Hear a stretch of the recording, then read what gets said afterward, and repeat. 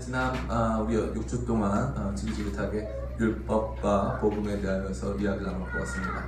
6번에 걸쳐서 나눈 이 귀한 말씀을 제가 하게 된 중요한 배경은 우리 그리스도인들이 세 가지 중에 하나의 오류에 빠지기 쉽기 때문에 그렇습니다. 첫 번째는 율법주의입니다. 율법을 지켜야지만 하나님께서 기뻐하실 거라는 생각입니다. 율법을 완전히 준수하고 율법의 내용들을 하나하나 조목조목 다 완수해 나가는 것이 신앙생활의 전부라고 여기는 사람들이 매우 많기 때문에 그렇습니다. 제가 예전에 있던 교회에서 중등부에서 주일날 처음으로 피자를 먹었습니다. 피자를 먹은 그날 많은 학생들이 참석해 주었고 서로 알지 못하던 친구들이 서로 이야기를 나누고 서로 웃으면서 피자를 먹었습니다. 아이들은 피자를 웃으면서 먹지만 많이 먹습니다. 웃으면서 많은 피자를, 상당히 많은 피자를 먹었습니다. 많은 피자를 먹는 동안 장모님이 내려오셔서 전도사님 지금 무슨 행사 중이신가 보네요, 이렇게 물어보셨습니다. 저는 제가 칭찬받는 걸로 생각하고 네 장로님 저희가 지금 누가 시키지 않았지만 이런 게 다 있었죠. 누가 시키지 않았지만 자발적으로 행사를 기획해서 하고 있는데 아이들 호응이 이렇게 좋습니다. 이게 얘기했을 때 장로님이 그렇군요 하고 올라가셔서 임시당회를 여시고 저에게 사직서를 내라고 말씀해 주셨습니다. 주일날 교회에서 피자를 먹었기 때문에 그렇습니다. 매점, 매식 행위를 한 것이 이 주일 성수의 정신에 위배된다는 것이 그분의 생각이었습니다. 그런 그리스도인이 아주 없다는 착각은 하지 마시기 바랍니다. 오늘도 그런 그리스도인들은 아주 많습니다. 아주 많습니다. 무엇이 궁극적으로 하나님을 기쁘시게 할 것인가에 대한 고민보다는 오히려 이 율법적 요구들을 세워놓고 그것을 복음이라고 포장하지만 복음의 또 다른 율법을 만들어서 율법적 요구들을 잘 만들어놓고 그것을 지켜내는 것이 우리 신앙생활을 생각하는 사람들이 아주 많습니다. 또 한 사람들은 이 반율법주의자들입니다. 그들은 율법을 예수님께서 모두 완수하셨기 때문에 더 이상 율법 준수의 의무는 우리에게 없다고 생각하는 사람들입니다. 그들은 주일날 굳이 앞자리 와주셨군요. 상당히 놀랐습니다. 어제 저와 함께 한 시간을 보내시고 앞자서 역시 성도 간의 교제가 많을수록 영적으로 뜨거워지는 것을 느끼셨습니다. 나중에 윤관식 형제를 모르시겠지만 나는 대한민국 열어보셨습니까? 그 콘서트에 그 엑소 형제들과 우리 G.O.D 형제들, 우상숭배 형제들이죠? G.O.D 형제들이 나와서 찬양을 노래 불렀잖아요. 그거 반주 다 직접 연주한 거예요. 우리 윤관식 형제 혼자 건반부터 모든 걸 다 놀랍죠? 됐고요. 신곡을 만들고 있는데 제가 자꾸 CCM이다. 이거는 주님을 찬양하는 것이다. 계속 세뇌시키고 있습니다. 일찍 나온 거 보니까 하나님께서 그 세뇌와 함께 하시는 그래서 이 반율법주의자들이 있어요. 반율법주의자는 굳이 우리가 예수님 믿으면 구원받는 거 아니냐, 그리고 굳이 우리가 교회 나와야 될 필요가 있느냐, 굳이 교회 공동체에 다닐 필요가 있냐, 교회는 이미 많이 부패했다, 교회는 더 이상 조직이 필요가 없다, 우리는 헌금해서 목사들 그냥 먹고 살게 해준 것 뿐이다 하는 사람들이 굉장히 많습니다. 이들은 자유로움을 가지고 이 주일날 이 교회에 오기보다는 갑니다. 어디로 가죠? 산으로 갑니다. 산에도 주님이 계시고 저 바다에도 주님이 너네도 못 들어보았느냐, 시편 말씀에 내가 저 새벽 날개를 치면 저 바다 끝에 보았죠. 거기서도 주님이 계시니까 거기서도 예배 드릴 수 있지 않느냐, 이런 친구들이 상당히, 그 친구들은 뭐 필리핀, 뭐 보라카이, 뭐 세부 이런 데를 가가지고 거기서 예배를 드리는 지체들이 상당히 많이 있습니다. 반율법주의자들이죠. 이들은 굳이 왜 교회 공동체라고 하는 이 규범, 왜 주일날 11시, 나는 주일날 저녁 밤 9시에 예배드리기 좋은데 왜 나를 굳이 난 11시에 오라고 하느냐, 나는 그 시간이 내 바이올린과 맞지 않는다, 이런 사람들, 그들의 그런 주장은 상당히 설득력이 있습니다. 왜냐하면 저도 그 시간에 저랑 안 맞기 때문에 그렇습니다. 네. 반율법주의는 이러한 경향성을 가지고 있어요. 과연 모를까요? 교회 아예 안 다니고, 아예 주일 안 지키고, 기도 생활 아예 안 하고, 말씀 생활 아예 안 하고, 아예 헌금 생활 안 하는 게 그게 진짜 주님을 기쁘시게 하는 것일까요? 마음으로 그냥 주님 살아계신 걸 믿고요, 주님 나와 함께 동행하시는 걸 믿습니다 하는 차원에서 머물러 있는 신앙이 진짜 좋은 신앙일까요? 그것은 아니라는 것을 저와 여러분 다 알고 있습니다. 세 번째, 율법과 복음의 내용을 잘못 이해할 경우 오는 것은 다름 아닌 이단입니다. 이단은 여러분의 구원을 공격합니다. 특별히 이단은 반율법주의라기보다는 율법주의에 가깝습니다. 그래서 이단은 우리가 지켜야 할 무언가가 있었음을 얘기해 줍니다. 그래서 얘기합니다. 우리 안식교 다니는 친구들은 여러분에게 얘기합니다. 너 안식일 지키니? 나 안식일 지켜. 그날 안식하려고 노력하고 있어. 얘기하면 그날은 안식일이 아니야. 이렇게 얘기해 줍니다. 그날은 안식일이 아니야 이놈아. 이렇게 얘기해 줍니다. 우리 사랑하는 마음으로 이렇게 얘기해 주는 것입니다. 상당히 많은 이단들이 이 주일날이 아닌 토요일을 안식일로 여전히 지키고 있습니다. 왜 그럴까요? 그들에게는 그 안식일 율법이 폐해진 적이 없다고 믿기 때문에 그렇습니다. 안식일 율법이 여전하다는 게 있는 것이죠. 이런 이 율법적인 요구들을 충족하지 않으면 너 구원 못 받아. 너 하나님 너 엄청 안 기뻐하시는 거야. 이 안식일을 통째로 주일로 바꾸다니 이런 말도 안 되는 짓을 하다니 저런 교회는 구원이 없어 이렇게 말합니다. 우리는 이 율법 여러분 지키셨습니까? 여러분 율법의 요구를 다 완수하셨습니까? 못하니까 그런 공격 받으면 마음이 불안한 거예요. 그러면 맞아 내가 안식일 안 지키고 주일 지켰는데 막 전도사님 저한테 막 메시지가 오죠. 전도사님 저 그러면 안식일 지켜야 되는 거 아닌가요? 이렇게 메시지가 오기도 합니다. 놀랍지 않습니까? 이런 분들이 이단에 많이 빠집니다. 이단에 빠지는 특징들이 있어요. 교회에서 성경 공부를 이렇게 모집하지 않습니까? 그러면 참석률이 높을까요? 작을까요? 작아요. 맞습니다. 참석률이 없어 거의. 제가 이제부터 해가지고 뭐 52주간 무슨 성경 전체 무슨 읽으면서 같이 해석하는 모임을 한다고 해봅시다. 여러분 참석하고 싶다. 손 들어보시기 바랍니다. 너무 길어요. 네, 너무 길어요. 안동일 형제 감사합니다. 모두가 노할 때 나는 예스라고 외칠 수 있는 그런 용기 감사합니다. 그 교회에서 하는 성경 공부는 안 합니다. 그런데 참 재밌는 게 이단들은 뭘로 부흥합니까? 성경 공부를 부흥해요. 아니 이 사람들 진짜 재밌는 사람들이에요. 교회 다녔는데 교회에서 하는 성경 공부를 죽어도 저랑 하는 건 안 하겠다고 하면서 가가지고 거기서 성경 공부방에 가서 복음방 가가지고 한다면 다들 달려들어서 그거 하고 있다가 다들 미쳐가지고 이단에 빠지는 거죠. 그 이단의 내용이 뭡니까? 이단은 실상 율법주의입니다. 뭔가 복음이 아니에요. 무슨 이만희가 뭘 성취하셔가지고 이만희를 믿기만 하면 그럼 이게 아니에요. 그 안에는 너가 몰랐지만 사실 이걸 지켜야 구원 받는 거였어. 이런 게 있는 거예요. 너 이거 안 지키면 구원 못 받는 거예요. 너 이거 안 지키면 너 망하고 저주 받는 거예요. 이게 있는 거죠. 이 율법과 복음을 잘못 이해하면 율법주의, 반율법주의, 이단에 빠지기 너무나 쉽습니다. 그렇기 때문에 제가 여러분들에게 지난 6주간 여러분의 많은 내면적 반대와 어떤 저를 향한 핍박들을 무릅쓰고라도 어떤 사도적 열정과 종교개혁적 열정을 가지고 제가 지난 6주간 여러분과 함께 말씀을 나누었습니다. 아무것도 기억나지 않으시겠지만 저는 이 말씀을 전한 것에 대해서 굉장히 좀 자부심을 느끼고 스스로 하나님께 감사하고 있습니다. 먼저 율법은 우리를 하나님과 교제하고 그분과 관계 안에서 살아갈 수 있도록 하는 기본적인 틀을 준다고 했습니다. 출애굽기 15장 5절과 6절에서 내가 너희를 내 소유로 삼고 내가 너희를 제사장 나라가 되게 하고 너희를 거룩한 백성이 되게 하리라 라고 하는 이 율법의 서문을 통하여서 하나님께서는 율법을 주신 이유가 단순히 여러분의 삶에 간섭하시고 여러분의 삶에 꼬치꼬치 여러분의 삶을 제약하시고자 함이 아님을 말씀해 주셨습니다. 율법은 하나님과 하나님과 우리가 교제할 수 있는 가장 기본적인 틀을 제공해 주시는 거죠.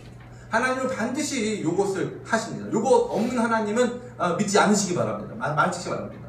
하나님은 반드시 이거 주십니다. 선악과를 주십니다.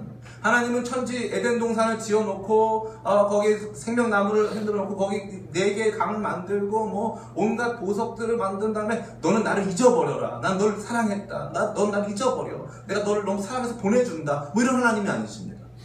하나님은 거기에 하나님을 예배하게 하는 하나의 나무를 심습니다. 그것이 무엇입니까? 선악과인데. 선악과는 어디에 심겨져 있습니까? 동산 중앙에 심겨져 있습니다. 동산 중앙에 어디에 심겨져 있습니까? 동산에서 가장 중요한 생명나무 옆에 심겨져 있습니다. 그렇기 때문에 이 선악과를 볼 때마다 어떻게 되는 거죠? 하나님을 기억하는 거죠. 하나님을 예배하는 거죠. 이거는 내가 먹을 수가 없구나. 이거는 나와 하나님과의 구분선이구나. 이건 하나님께서 나에게 먹지 말라고 하신 것이구나. 우리는 선악과에만 나오면 하나님을 뭔가 나를 제약하고 이 하나님은 좀스러워 다 먹게 해주시지 왜 하필 선악과 제일 맛있어 보이는 그것만 못 먹게 하시 하나님이 먹으려고 했구나 이런 생각을 할 때가 많이 있습니다. 우리 사모님이 가끔 저에게 그런 냉장고에 뭘 열어보다가 뭐 없으면 내가 먹으려고 그랬는데 이런 얘기 많이 해주시고 일종의 그것은 선악과예요. 그래서 먹으면 안 되는 거예요. 먹음으로써 저는 타락하고 저는 이제 그분과의 관계가 깨어졌습니다. 희생 재물이 필요해요. 재물이 필요해요. 이 선악과도 일종의 율법입니다. 율법. 여러분 이 강아지를 키워보죠. 저도 안 키워봤지만 제가 개를 잘 키우는 사람을 알고 있습니다. 그 사람이 반드시 개를 키울 때, 개를 훈련시키거나 키울 때 개와 적절한 관계를 맺을 때 하는 게 있어요. 이게 뭐냐 하면은 개의 목에 줄을 다는 거죠. 개의 목에 줄을 다는 건 우리 입장에서 봤을 때는 개를 컨트롤하기 위함이잖아요. 개 입장에서 봤을 때 나를 제약하는 거 아닙니까? 그런데 개의 목에 줄을 달므로써 그때부터 주인이 하는 말에 복종하고 주인과의 관계가 형성된다는 것입니다. 그렇지 않으면 걔는 자유로운 영혼에 불과한 발발이게 되는 것입니다. 얼마나 안타깝습니까? 이 율법은 마찬가지로 저와 하나님과의, 우리와 하나님과의 이 관계를, 틀을 형성해주는 매우 중요한 것이 되겠습니다. 그리고 율법은 하나님 나라의 헌법입니다. 하나님 나라의 헌법. 모든 국가는 헌법을 갖습니다. 대한민국 헌법은 이 우리나라가 자유민주주의 공화국이고 모든 주권은 국민으로부터 나온다는 것을 표명하고 있습니다. 그래서 그것은 우리나라가 어떻게 운영되고 통치되고 우리나라가 어떠한 정신을 가지고 미래를 향해 발전하고 나가고 있는지를 말해주고 있는 것이죠. 그래서 율법도 동일합니다. 율법도 누가 이 나라의 주인이냐? 나는 너를 애굽 땅 종되었던 곳에서 이끌어낸 여호와라. 그 하나님께서 하나님 나라의 주인이십니다. 하나님 나라의 주인이십니다. 하나님 나라의 통치 질서를 표명하고 있습니다. 하나님 나라의 통치 질서로 이끌어지는 이 10계명은 두 가지 부분으로 구성되어 있습니다. 하나는 하나님께 대한 부분입니다. 그것은 전적으로 하나님의 마음과 뜻과 힘을 다해 사랑할 것을 요구하고 있습니다. 두 번째 부분은 이웃에 대한 부분입니다. 이웃은 내 몸같이 내 이웃을 사랑하라 라고 일컬어져 있습니다. 그러기에 이 하나님 나라의 멋있는 헌장은 우선적으로 하나님을 향해 있는 것입니다. 그러면 그 하나님 나라, 다시 말해 하나님의 법으로 통치받는 하나님의 나라는 누구의 나라입니까? 하나님의 나라이고 누구를 위한 나라입니까? 하나님을 위한 나라이고 하나님이 만들어 가시는 나라입니다. 그것이 율법에 쓰여져 있는 것입니다. 근데 우리는 이것을 주목하지 않았습니다. 그쪽 율법 조항에 얽매이고 있어요. 특별히 우리 청년들이 많은 얽매이는 부분이 뭔가 우리 술 문제, 술을 마셔도 됩니까? 안 됩니까? 담배를 먹어도 됩니까? 먹진 않죠. 담배는 이렇게 피웁니다. 불을 붙여가지고 이렇게 피우게 되는 것입니다. 그런 문제들에 우리는 집착합니다. 여러분 하나님의 더 놀랍고 온전하고 우리를 향하신 어떤 더 큰 비전을 보지 못한 채 거기에 천착해가지고 그냥 그게 전부이냐? 이거 나는 너보다 술을 덜 먹기 때문에 나는 더 거룩하고 나는 너보다 조금 교회에 더 열심히 나오기 때문에 나는 너보다 거룩하다는 이상한 종류의 자기 의를 가지고 있는 사람들이 많습니다. 이 하나님 나라의 율법은 여러분 공동체를 만드는 법입니다. 공동체. 하나님 나라 시민 공동체를 제사장 나라로 만들게 하는 법입니다. 제가 나온 학교에서는 이런 일이 있었습니다. 어떤 학생이 간 경화가 왔는데 너무 심각하게 와가지고 간 이식을 해야 되는 거예요. 근데 체플 시간에 교목실장님이 나와서 혹시 이 친구가 지금 간이 빠르게 필요한데 이 간 이식을 위해서 기도해달라고 했습니다. 간 이식을 위해서 여기 다 증인들이 많습니다. 간 이식을 위해서 기도해달라고 했더니 그 예배 시간 끝나고 그 친구 얼굴도 모르는 학생 10명이 찾아가서 내 간을 주겠다는 거예요. 내 간을 주겠다고. 그래서 저는 너무 큰 충격을 받았습니다. 제가 뒤늦게 학교에 가지 않았습니까? 내 간을 주겠다고 나온 학생들이 그렇게 많았습니다. 또 어떤 학생들이 이런 학생들이 있었습니다. 교목실에 교수님이 계신데 어떤 학생이 나와서 얘기합니다. 사실 교수님 제가 이번 학기 장학금을 받았는데 공부 잘하는 학생이 신청할 장학금인데 사실 저희 집은 그렇게 어렵지 않은데 장학금 받아서 여행도 가고 싶고 물건도 사고 싶고 그래서 저 공부 잘하고 하니까 장학금 신청해서 받았는데 기도하니까 성령님께서 너 왜 그 장학금 그거 어려운 친구들이 받아야 되는 걸 네가 받아가지고 네 유익을 위해서 쓰냐고 계속 말씀하셔가지고 장학금 다시 들고 왔다. 옆에서 보고 있는 이 대학원 학생이 여기가 천국입니까? 여기 천국입니까? 내가 지금 천국에 온 겁니까? 그랬다는 거죠. 그뿐 아니라 어떤 학생들도 와가지고 이 성적 바꿔달라고. 여기 사실 A가 아니라고. 나 사실 이거 과제도 다 뺏겨서 내고, 이 성적 나 A가 아니야. 나 성적 C도 안 된다. F로 달라고 막. 주님 내게 F를 주시옵소서. 막 이런 친구들. 여러분이 보시기에 어떻습니까? 이 말이 됩니까? 하나님 나라의 율법은 그런 법입니다. 그런 법. 요번에 성남시와 서울시에 생긴 은행이 하나 있습니다. 주빌리 은행이라는 것인데, 이 주빌리 은행은 이 채권을 저렴한 가격에 사서 그 채권을 없앱니다. 소각합니다. 채권은 이 채무를 받을 수 있는 권리를 의미하는 것인데, 그것이 채무액보다 현저히 작은 것. 다시 말해서 나는 10억을 빚졌는데 그 채권은 나한테 받을 수 있는 권리는 엄청 쌉니다. 왜냐면 내가 갚을 능력이 거의 없기 때문에 굉장히 싸요. 그거를 싸게 사가지고 그걸 없애버려서 탕감해 주는 거죠. 그걸 이제 주빌리 은행이라고 하는데, 그 주빌리가 뭔지 아십니까? 신년이라고 해요. 신년. 성경에서 7년씩 7번째 되는 해, 49년 혹은 50년 그 해에 모든 빚을 다 탕감해줘요. 새로운 삶을 살게 해주는 것입니다. 여러분 50년이 왜 중요한 걸까요? 여러분 50년이 왜 중요한데, 여러분 한 살 때 빚집니까? 한 살 때 빚지는 사람은 거의 없습니다. 한 살 때 태어나자마자 대출 좀 받아야 되겠어요. 그러면서 유치원에 가야 되는데 너무 지금 유치원들 뭐 학자금 대출 받아야 되겠다고 막 이렇게 좋은 고급 일정 값이 이런 애들 없습니다. 빚은 20대 30대가 돼서 지는 거예요. 자기 인생 다 하도록 빚져가지고 그 빚을 대물림함. 다음 세대가 대물림하고 다음 세대가 대물림하고. 50년쯤 되는 해 모든 것을 다 갈아엎는 거예요. 여러분 이게 우리 생각에는 어떤 일이 발생할까요? 굉장한 도덕적 해이를 불러일으키지 않겠습니까? 근데 제가 친구한테 돈 빌려줬는데 48년 되는 해에는 거의 갚지 않습니다. 아무도. 48년째 되는 해 나 빚진 나도 미안해 내년에 희년이야. 얼마나 화가 날까요? 다 갚지 않습니다. 그러나 거기에는 세상에는 존재하지 않는 하나님의 윤리적 경영, 하나님의 도덕적 통치, 하나님의 우리 자신을 향한 하나님의 거룩한 배려가 서려 있다는 것입니다. 그 율법도 제대로 읽어본 적도 없이 그냥 율법은 나를 정죄하는 거야 이런 식으로만 생각하는 수많은 사람들이 저는 너무나도 안타깝다는 것입니다. 율법은 좋은 것입니다. 율법은 좋은 것입니다. 우리로 하나님과 교제하게 만들고 그 율법 안에서 우리 이 거룩한 하나님 나라 공동체가 세상에는 존재하지 않는 공동체가 되도록 해주시려고 만들어주신 좋은 법이었다는 것입니다.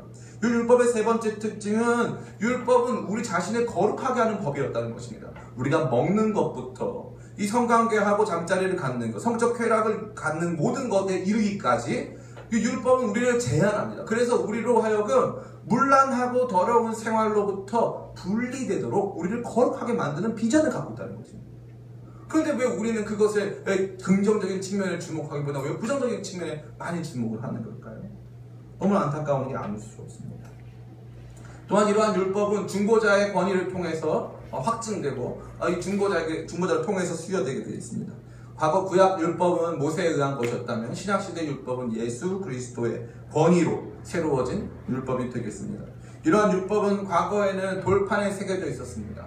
돌판에 새겨져 있어서 이 언약궤에 담겨 있고 그 언약궤가 백성 가운데 거하고 움직일 때는 언약궤가 백성 앞에 움직여 이 모든 백성들을 이끌어갔습니다.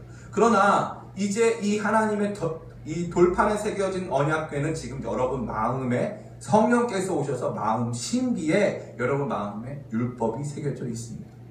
여러분 마음에 하나님께서 원하시는 뜻이 새겨져 있다는 것입니다. 성령께서 오셔서 저와 여러분에게 그것을 해주고 계시다는 것입니다. 그래서 그분이 저와 여러분 안에 계셔서 예전에는 눈에 보이는 언약궤가 백성들 가운데 있었다면 이제 성령께서 저와 여러분 안에 계셔서 저와 여러분 중심에 계시고 저와 여러분을 인도해 가신다는 것입니다. 그뿐 아닙니다. 이런 율법은 단순한 행동뿐 아니라 마음, 내면을 감찰하고 내면 안에 일어나는 것들에 대한 규범을 제시합니다. 그렇기 때문에 우리는 단순히 그 이전의 모든 법들이 우리의 행동만 제약하는 법이었다면 이 처음으로 우리 내면을 제약하는 법을 만나게 된 것입니다. 뭐라고 합니까? 내 이웃의 소유를 탐내지 말라고. 훔치는 것도 아니고 훔치려고 시도한 것도 아니고 훔치려고 계획서를 작성한 것도 아니고 훔치고 싶다고 말한 적도 없고 훔치려는 마음만 가져도 율법을 어긴 것입니다. 그게 얼마나 무섭습니까? 여러분 마음을 다 보여준다면 여러분 옆에 있는 사람 어떻게 보겠습니까? 지금 이런 게 다 있어 이렇게 보겠죠. 뭐야 이거 지금 왜 넌 이런 마음 품고 살아? 이런 게 있겠죠. 저희 사모님은 미워하는 사람들이 많습니다. 그래가지고 저한테 나 누구 뭐 믿다고 막 얘기를 합니다. 그래서 제가 하지마 그러면 할 거야 막 더 합니다. 저렇게 거룩하게 생기고 그래도 누군가를 미워하는 것입니다. 특별히 저를 많이 미워한다 고백했습니다. 너무 안타까운 이야기죠. 우리 내면은 다 이런 상태인 거예요. 정죄받아 마땅한 상태. 그러므로 율법은 궁극적으로 좋은 것입니다. 궁극적으로 좋은 것입니다. 그러나 이 율법이 좋은 것이지만 완벽한 것은 아닙니다. 율법이 좋은 것이지만 완벽한 것은 아니고 이 율법이 처음부터 완벽을 가지고 주어진 것조차 아닙니다. 율법은 모든 것에 특별히 당차올 일의 그림자로 주어졌습니다. 율법은 어떠한 목적을 가지고 성취하고자 하는 도구로서 주어졌습니다. 다시 말해 이것입니다. 처음 말씀드렸죠. 하나님과의 관계적 틀을 유지하는 데에 도움이 되니까 지난주에 우리 갈라디아서 4장 했지 않습니까? 이 죄가 있음으로 더하여진 것인데 이 율법 준수가 모든 책무의 전부라고 보는 것입니다. 예를 들어 이런 부부가 있다고 생각해 봅시다. 너무 사랑해서 결혼했을 때 너무 사랑한 나머지 이제 계약서 썼습니다. 어떠한 일이 있어도 나는 너를 버리지 않겠다. 이런 얼마나 멋있습니까? 내가 어떠한 일이 있어도 널 버리지 않겠다. 어떠한 일이 있어도 널 절대 버리지 않겠다. 약속했습니다. 갑자기 남편이 바람을 피기 시작합니다. 바람을 피워가지고 걸렸습니다. 당신 나한테 어떻게 이럴 수가 있어? 나한테 바람을 피우고 여러분 많이 보지 않습니까? 아침 드라마에서 이렇게 걸렸어요. 남자기를 때리고 뭐 김치 싸대기 때린 다음에 막 이렇게 막 서로 얘기를 합니다. 어떻게 나한테 이럴 수가 있냐? 그럼 남편이 갑자기 주머니에서 뭘 꺼냅니다. 저 학생 어디 가나요? 이상한 학생입니다. 새벽 시간마다 화장실을 가는 배변 작용이 네. 이 주머니에서 뭐를 꺼냅니다. 주머니에서 뭘 꺼냅니까? 그때 그 계약서를 꺼내는 것입니다. 어떠한 일이 있어도 이혼하지 않기로 했잖아. 그럼 어떤 마음이 들까요? 그리고 나서 부인도 같이 맞바람을 피우기 시작합니다. 그래서 이제 둘이서 같이 이제는 밖에서 바람 피다가 한 번 더 당해봐라 하면서 둘이서 같이 자기의 새로 생긴 걸프렌드 보이프렌드를 데리고 집으로 모였습니다. 모임이죠, 모임. 바람 모임입니다, 바람 모임. 윈드 클럽, 바람 모임입니다. 다 같이 모여가지고 완전히 서로 인사를 나눕니다. 안녕하세요. 저는 새롭게 바람 피게 된 누구라고 합니다. 저는 최근에 만난 누구라고 합니다. 반갑습니다. 거기서 대고 이제 서로를 향해서 얘기합니다. 너는 당신은 날 버리지 않기로 했기 때문에 이 조항 지켜야 되는 거 아닌가. 나는 내 멋대로 하겠다. 그리고 우리가 이 법에 대해서 가는 제가 생각해서 가장 안타까운 부분은 법에 대한, 특별히 율법에 대한 비인격적 이해입니다. 비인격적 이해. 하나님이 이 법을 주실 때는 이 법을 지키지 않으면 여러분 죽이려고 작정한 거예요. 아예 법을 어기기만 하면 당장 내 너를 죽이리라. 이렇게 해서 주신 것입니까? 그렇게 하지 말라고 주신 것 아닙니까? 그리고 죄를 범한 다음에 어떻게 하라고? 거기 율법에 뭐가 중요한 제사법이 있어요. 제사법. 그 죄 짓고 나서 회개하라고 주신 법인데 우리는 그 법을 악용해서 하나님과의 관계에서의 법이 이해하는 것이 아닌 단순히 법 조항을 지켰네 안 지켰네의 문제로 나아간다는 거죠. 이게 뭐 어디까지 적용됩니까? 주일날 교회에 나오고 안 나오고의 문제까지 적용이 되는 것입니다. 주일날 교회 가는 거는 교회에서 하는 거고 나는 하나님과의 마음을 지켰다고. 근데 그 사람이 그런 동안 막 진짜 하나님 내면적으로 찬양하고 진짜 말씀이 막 마음속에 막 충만하고 같이 친구들과 함께 산에 오르다가 잠깐 그 산등성에 앉아서 맥주를 마실 때에 말로 할 수 없는 성령의 감격 속에 막 눈물이 흐르고 막 주님의 먹고 찬양을 막 부릅니까? 아니지 않습니까? 아니지 않습니까? 우리의 신앙을 맥시멈으로 끌어올리라고 율법을 넘어서는 복음이 존재하는 것인데 우리의 신앙을 미니멈으로 만들고 있지 않습니까? 전 너무나도 안타깝다 이것입니다. 그것은 양쪽 다 존재하는 문제입니다. 율법주의에서도 존재하고 반율법주의에서 존재합니다. 반율법주의도 하나님과의 이 율법 조항을 비인격적으로 여겨서 내가 이것을 지켰으니, 다시 말해 동전 500원 넣었으니 물건을 내놔라 이거죠. 내가 이걸 지켰으니 난 자격이 있다 이거죠. 반율법주의 역시도 마찬가지예요. 이제는 율법 별로 필요 없지 않습니까? 하나님 내 안에 나를 무조건 사랑해 주시기도 하지 않았습니까? 내가 바람을 피고 뭐하고 하나님 알 바가 뭡니까? 이게 반율법주의 안에 담겨있는 내용이에요. 모두 다 이 율법을 비인격적으로 이해한 거죠. 죄는 궁극적으로 하나님의 마음을 아프게 하는 것입니다.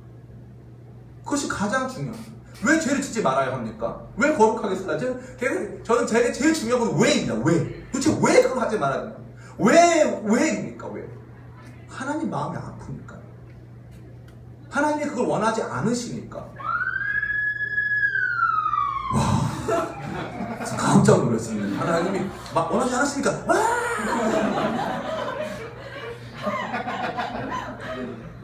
근데 우리는 얼마나 자주 그것을 망각합니까? 얼마나 자주 우리는 이 하나님과의 인격성을 도외시한 채 이 신앙생활을 계율화. 그래서 주일날 일찍 와야지. 주일날 뭐 성경을 읽어야지. 뭐 지금 올 때 성경 들고 와야지. 저도 사실 그런 율법적인 부분이 많이 있습니다. 그럼에도 불구하고 이 율법이 갖는 가장 중요한 관계성이라는 측면을 여러분 절대 도외시하지 않길 바랍니다. 제가 6번 설교를 통해서 여러분이 꼭 마음에 새겼으면 하는 것은 율법을 통해서 하나님이 어떠한 분이신지를 알 수 있고 하나님 마음이 어떠한 것인지를 알 수 있고 내가 어차피 이 율법 못 지키고 이 율법은 우리로 하여금 예수님밖에 없다는 사실을 알게 해주는 것에 불과하지만 그럼에도 불구하고 내가 이 죄를 짓고 하나님 기뻐하지 않는 삶을 살고 주일임에도 불구하고 내 멋대로 살아가는 이 모든 것이 때때로 하나님 아버지의 마음을 아프게 할 수 있구나라는 것이 여러분 마음에 들어올 때 그제서야 여러분이 균형 잡힌 신앙이 된다는 것입니다. 오늘 드릴 말씀이었습니다. 예수님이 그래서 이 율법의 마침이 되십니다. 오늘 저와 여러분이 읽었던 로마서 10장 4절에 나오는 이 마침은 헬라어로 텔로스라고 합니다. 이 텔로스는 두 가지 뜻이 있어요. 첫 번째는 마지막이라는 뜻이 있어요. 이 마지막을 텔로스라고 합니다. 또 한 가지는 이 텔로스는 궁극적 목적이라고 합니다. 그래서 저는 이 텔로스를 뭐라고 저라고 나름대로 번역하면 무조건 결국이라는 뜻이에요. 결국. 예수님이 율법의 결국이라는 결국.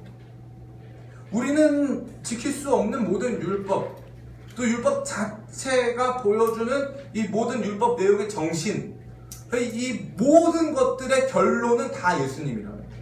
전도사님 그거 저 알고 있었습니다. 제가 어릴 때부터 그거 다 배웠습니다. 예수님이 율법의 이 최종적인 그림이 되신다는 걸 어렸을 때부터 배웠습니다. 네, 그러셨겠죠.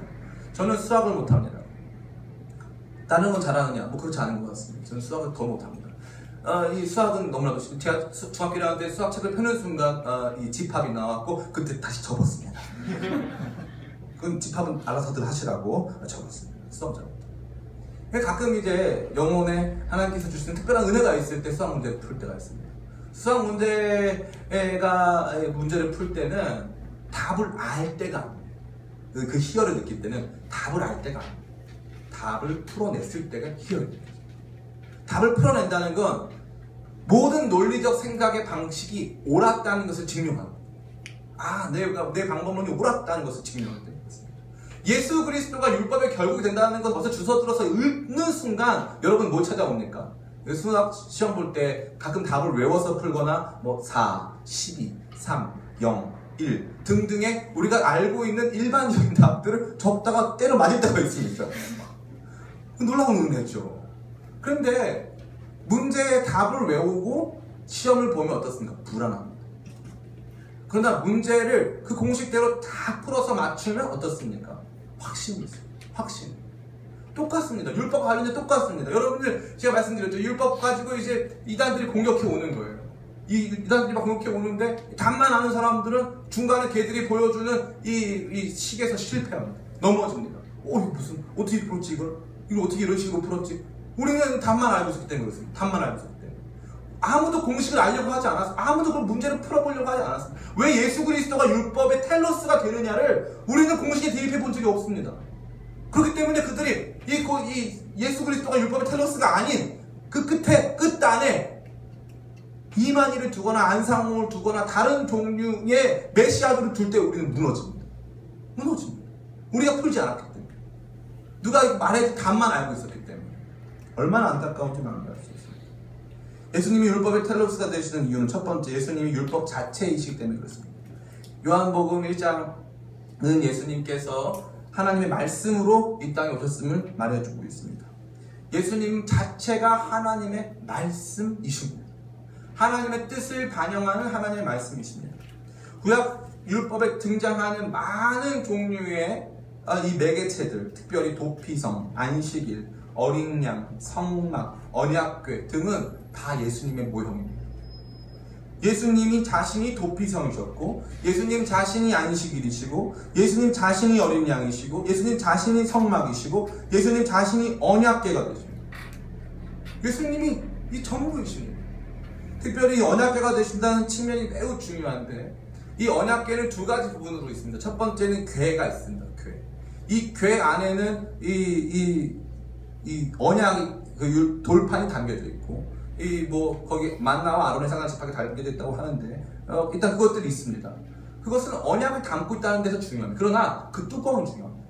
그 뚜껑이 뭡니까? 그 뚜껑이 시은좌, 은혜를 주는 보좌라는 뜻입니다. 시은좌. 시은좌는 어떻게 생겼습니까? 두 천사가 양쪽 끝에 이렇게 있는 모습입니다. 요한복음 20장에 예수님이 부활하셨을 때 요한은 정확하게 예수님 누우셨던 그 자리에 양쪽에 천사가 있다고 얘기합니다. 그건 뭘로 표현한 것입니까? 예수님이 계셨던 그 자리가 바로 다름 아닌 시은좌, 은혜를 베푸는 자리였다는 것을 의미합니다. 예수님 자신이 만나셨습니다. 요한복음 6장에 하늘에서 내려오는 떡을 먹어라. 내가 바로 하늘에서 내려오는 떡이라고 말씀하십니다. 예수님 자신이 쌍난 지팡이였습니다. 지팡이는 뭡니까? 생명력을 잃은 나무 아닙니까? 근데 거기서 뭐가 났습니다? 싹이 났습니다. 새로운 생명이 태어났습니다. 인간 생물학적 방식으로 태어나는 생명이 아닌 전혀 새로운 생명이 쌍난 지팡이에서 태어났습니다. 사랑하는 성도 여러분, 예수님이 언약궤이십니다. 예수님이 언약궤 안에 있는 모든 구성품이십니다. 예수님이 시은좌가 되십니다. 예수님이 저와 여러분 가운데 함께 하셔서 우리를 인도하시는 언약의 말씀이 되신다는 것입니다. 예수님이 안식일이 되십니다. 안식일의 주인이십니다. 예수님 자신이 모든 죄를 대속하는 하나님의 어린 양이 되십니다. 그렇기 때문에 모든 율법의 조항들은 결국 예수님을 향해 있다는 것입니다. 예수님 자신이 율법 그 자체이십니다. 두 번째는 예수님이 율법의 요구를 완수하셨기 때문에 예수님께서 율법의 텔로스가 되십니다. 갈라디아서 4장 4절과 5절 말씀에 예수님은 율법 아래에서 태어났다고 했습니다. 율법적 요구를 충족해야 되는 저와 여러분들은 율법 아래 놓여 있습니다. 율법 아래 놓여 있다는 것은 죄 아래 놓여 있다는 것이고, 죄 아래 있다는 것은 하나님을 충족시킬 의무가 있다는 것을 이야기하는 것입니다. 예수님께서는 그 율법 아래에 나셨습니다. 율법의 이 요구에 순종하셨습니다. 특별히 로마서 8장 3절 같이 한번 읽어볼까요? 로마서 8장 3절. 이게 굉장히 중요합니다. 로마서 8장 3절 같이 한번 읽어보겠습니다. 시작. 율법이 육신으로 말미암아 연약하여 할 수 없는 그것을 하나님이 하시나니 곧 죄로 말미암아 자기 아들을 죄 있는 육신의 모양으로 보내어 육신의 죄를 정하사. 4절 말씀. 육신을 따르지 않고 그 영을 따라 행하는 우리에게 율법의 요구가 이루어지게 하려 하시니라. 아멘. 3절 보니까 율법이 육신으로 말미암아 연약하여 할 수 없는 그것을, 이 육신과 영에 대한 구분을 저와 여러분들은 너무 이렇게 최근에 제가 보니까 어떤 사람들 이 영혼의 존재를 입증했다. 그래서 몇 g이죠? 19g인가? 몸에서 빠져나간다고. 몇 g이야? 21g 빠져나간다고 그러더라고요. 21g 상당히 작은 건데, 이게 우리 안에. 근데 제가 몸무게가 상당하니까요. 그러니까 21g 제가 먹는 한 술 밥밖에 안 되는 수준입니다. 영혼이 고작 그렇게, 저도 몸이 뚱뚱한데 영혼은 꽤 클 거라고. 저는 남들보다 더 많은 40g 될 것 같은데, 저는 그런 거 안 믿습니다. 영혼은 무게로 달 수 없어요. 왠지 아십니까? 인간은 영혼과 육체가 하나이기 때문에 그렇습니다. 그러면 전도사님, 성경에서 영은, 육은 이럴 때 있는데 영과 육은 무슨 차이입니까? 영은 굉장히 중요해요. 우리가 갖고 있는 하나의 인격체된 저와 여러분이 갖고 있는 두 국면인데 특별히 육에 주목할 필요가 있습니다. 육은 죄악으로 말미암아 부패하고 타락한 인간의 본성을 의미합니다. 인간의 본성. 그렇기 때문에 여기 보면 율법이 육신으로 말미암아 있다는 것은 여러분이 가지고 있는 생물학적인 이 생존 이 방식을 가지고 있는 이 육신이 아닌 죄로 말미암아 부패한 여러분의 인간적 속성을 말하는 것입니다. 여러분의 인간적 속성으로 말미암아, 죄로 말미암아 부패한 인간적 속성으로 말미암아 율법이 그 모든 요구들을 다 충족시킬 수도 없고 그것을 행할 수도 없어요. 행할 수도 없어요. 그래서 어떻게 합니까? 4절 말씀 보니까 예수님 3절에 자기 아들을 죄 있는 육신의 모양으로 보내어 육신의 죄를 정하사 4절 육신을 따르지 않고 그 영을 따라 행하는 우리에게 율법의 요구가 이루어지게 하려 하십니다. 예수님께서 이 율법적인 테두리 안에, 다시 말해 죄 있는 사람의 모습으로 들어오셔서 예수님께서 모든 것들을 감당하심으로 우리가 율법의 요구를 이루게 되었다는 내용이 되겠습니다. 얼마나 중요합니까? 예수님은 율법의 모든 요구를 완수하셨습니다. 우리가 예수님으로 말미암아 율법의 요구를 완수한 것이지 저와 여러분은 절대 율법의 요구를 완수할 수가 없습니다.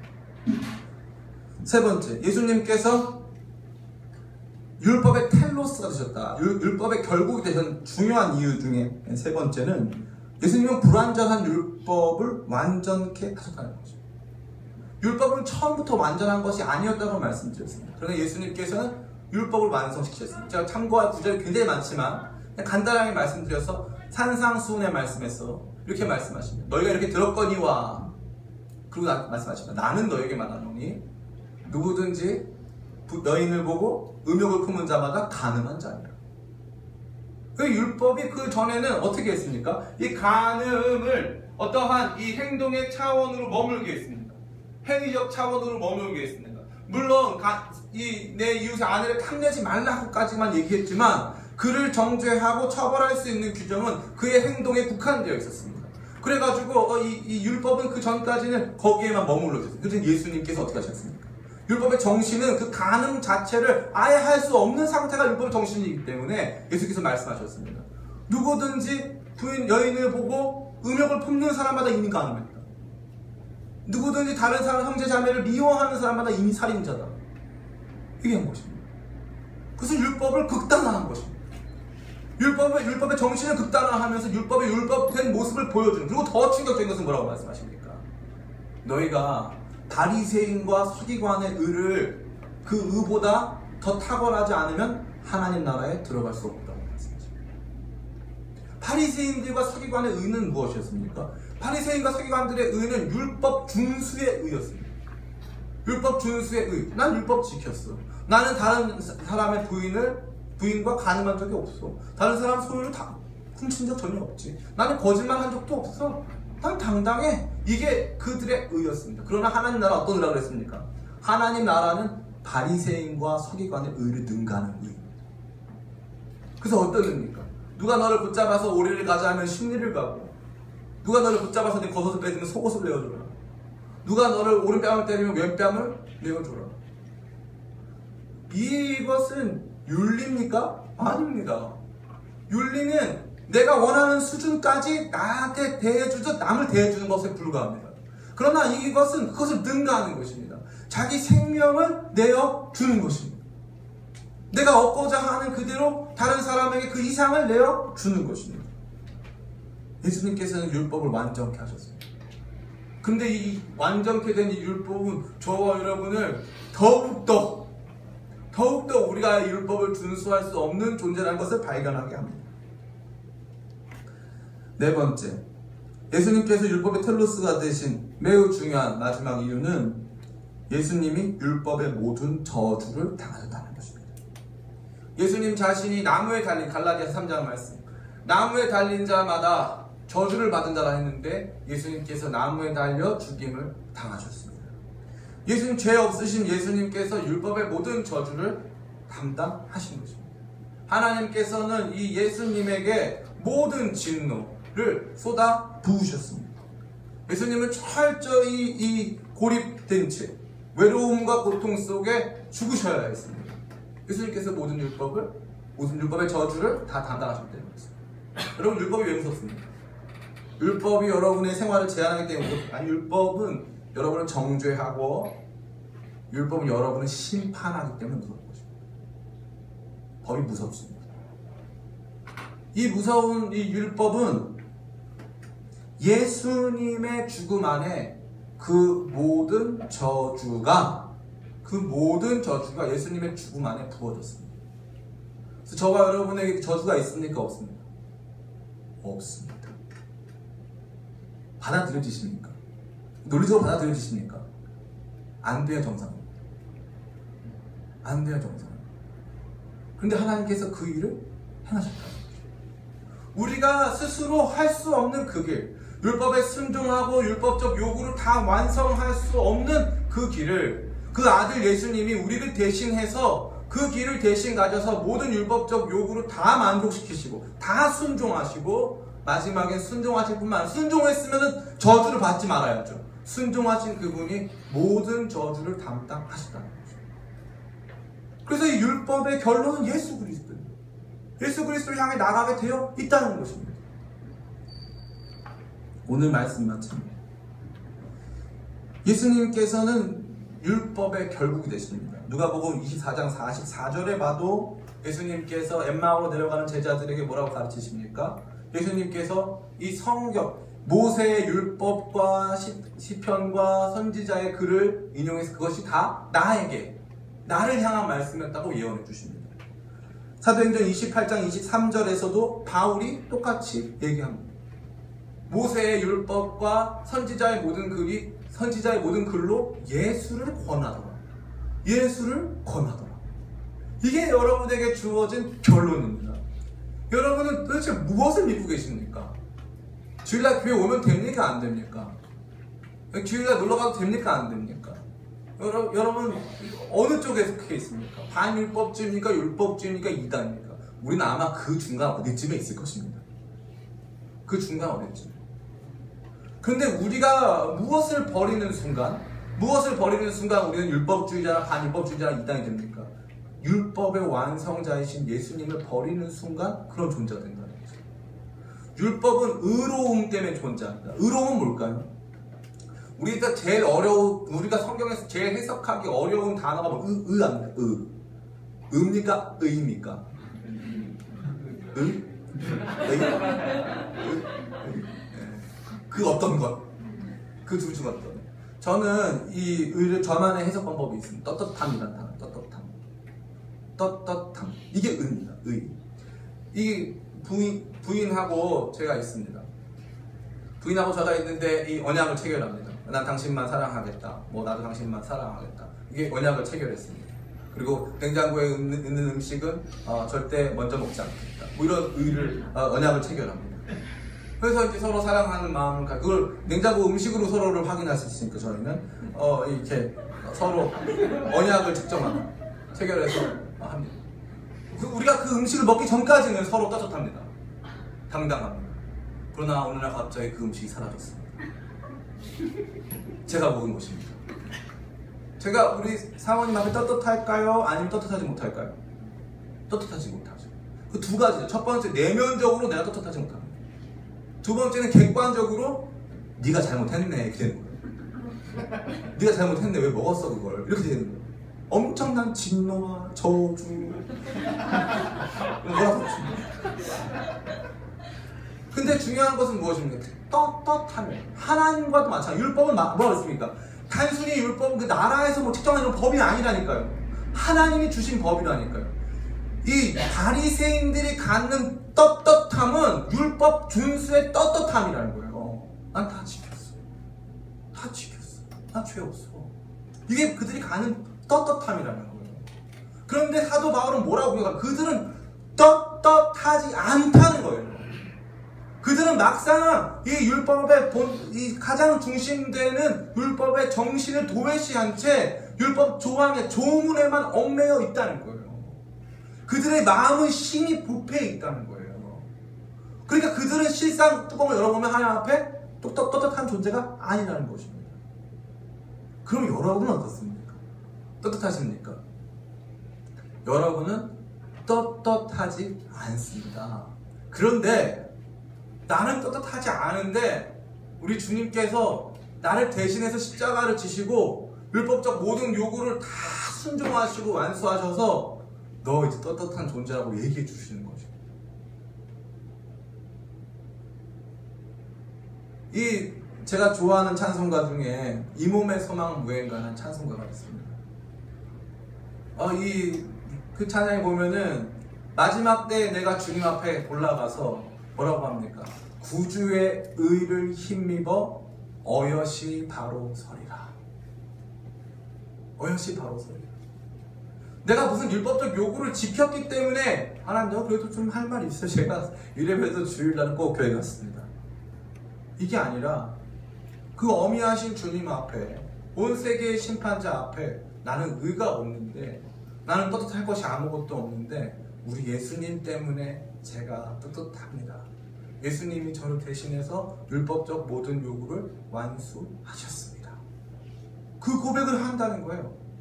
근데 예수님 때문에 그게 내 안에 떳떳함이 된다는 거예요. 그때 반드시 일어나는 요소가 뭐냐 하면 내면적 갈등입니다. 왜냐하면 나는 떳떳하지 않은데 나를 떳떳하다고 불러주시는 그 주님 앞에 우리는 그 격차를 경험합니다. 격차를. 무너지고 쓰러지고 그것으로 말미암아서 자격 없다고 고백하게 되는 거죠. 그게 뭡니까? 은혜. 은혜는 자격 없음. 자격 없음. 교회에 나와 제가 제일 좋아하는 이 심령의 상태는 뭡니까? 너 뭐야? 저 아무것도 아닙니다. 제가 제일 좋아하는 거예요. 여러분 뭡니까? 여러분 율법적 요구를 다 지켜냄으로써 여러분 율법적 요구로부터 당당한 떳떳한 사람입니까? 아니지 않습니까? 그래서 교회에서 주일날 피자 사 먹으면 야 피자 사 먹지 마. 그거 안 좋은 거야. 이렇게 말하는 사람입니까? 그러면 안 된다는 겁니다. 그러면 안 된다는 것입니다. 자격이 없는 존재. 우리는 이제 예수 그리스도의 종이 되어 그분을 섬겨야 하는 사람이기에 자격이 없습니다. 그 내면적 상한 마음, 그 내면적 겸손과 엎드러짐, 그게 마땅히 주어져야 될 것입니다. 마땅히. 그런데 우리는 종교 생활을 너무 간단하게 하려고 하는 경향성이 있습니다. 이 법에 따라서 탁탁탁탁 읽고 이거 굉장히 좋아합니다. 탁탁탁탁탁. 그게 가능할까요? 불가능합니다. 불가능합니다. 저와 여러분은 자격이 없습니다. 바리새인과 서기관의 의를 능가할 만한 떳떳함이 저와 여러분에게는 없습니다. 그런데 하나님께서 아들 그 예수 그리스도로 말미암아 우리에게 그 의로움을 주셨을 때 겸손한 마음으로 내 평생 그분을 섬기리라. 그분께서 원하시는 길을 그 길을 가리라. 하나님의 뜻을 따라 가리라 하는 거룩한 결단과 열망이 새로워지고 늘 자격 없는 우리 자신을 주 앞에 낮추는 멋있는 역사가 일어난다는 거죠. 그러기에 우리는 그렇게 의로운 존재로 그리스도로 옷 입어 조금씩 변화된다는 거죠. 누가 하는 것입니까? 여러분이 하는 것입니까? 우리 안에 계신 성령께서 하시는 거죠. 저와 여러분은 성령께서 내주하셔서 인도하심으로 그렇게 거룩하고 의로운 삶으로 인도하신다는 거죠. 사랑하는 우리 기쁨의 교회 성도 여러분, 우리 기쁨의 교회는 자칫 반율법주의가 되기 쉬운 교회입니다. 아무런 규칙이나 규범도 없이 그저 내 맘대로 신앙생활하고 교회생활하는 것이 전부인 양, 성경에 어디 그게 뭐라고 써있대 집어치우십시오. 뭘 어디를 어떻게 여러분 좀 아십니까? 아무것도 모르지 않습니까? 성경에 뭐가 어떻게 저렇게 써있대 그런 말씀 하지 마시고 하나님께서 진짜 기뻐하시는 것이 무엇일까? 자격 없는 나를 의롭게 칭해주신 그 주님께서 나에게 원하고 기대하시는 것이 무엇일까 하는 그 거룩한 열망과 소망을 가지고 주님을 더 아름답게 섬길 내면의 복종, 내면의 거룩한 순종을 가지고 살아가는 것입니다. 예수님만이 오롯이 보이는 것입니다. 그래서 사도 바울은 죽을 때까지 예수님만을 위해서 싸우는 거 아닙니까? 사도 바울은 율법을 어긴 적이 없습니다. 할례도 받았습니다. 사도 바울은 단 한 번도 죄를 범한 적이 없습니다. 그런데 안 된다고, 거기에 멈춰있으면 안 된다고, 죄인이 아니니 그런 얘기 그만하라고, 예수님이라고, 예수님밖에 답이 없다고, 예수님만 붙들어야 된다고, 그게 전부라고. 그거 아니었었으면 사도 바울은요, 아마 그 당시에 큰 핍박을 안 받았을 확률이 굉장히 높습니다. 특별히 할례파 유대인들로부터 핍박받지 않았을 확률이 매우 높습니다. 우리의 신앙에 오롯이 예수님이 보여요. 우리가 아무리 신앙생활을 열심히 해도 내 힘으로는 안 되는구나. 아무리 해도 안 되는구나. 예수님만이 오롯이. 그분이 행하신 일이 막 우리 가운데 느껴지고 알아줘야 된다는 거죠. 근데 왜 신앙이 발전이 없습니까? 그분이 뭘 했는지를 몰라요. 관심이 없어. 그분이 예수님께서 뭘 하셨는지, 왜 어떠한 방식으로 예수님께서 하셨는지 관심이 없어. 교회에서 성경 공부하자 그러면 다 나가요. 그럼 밖에 나가가지고 너 안 그러면 저주받아 해가지고 성경 공부한다 그러면 다 가서 듣다가 신처지게 되는 거예요. 사랑하는 기쁨의 교회 성도 여러분, 예수님이 남는 신앙생활, 예수님만 오롯이 보이는 참다운 율법과 복음의 균형을 갖춘 신앙인 되시기를 예수님의 이름으로 축원합니다. 아멘.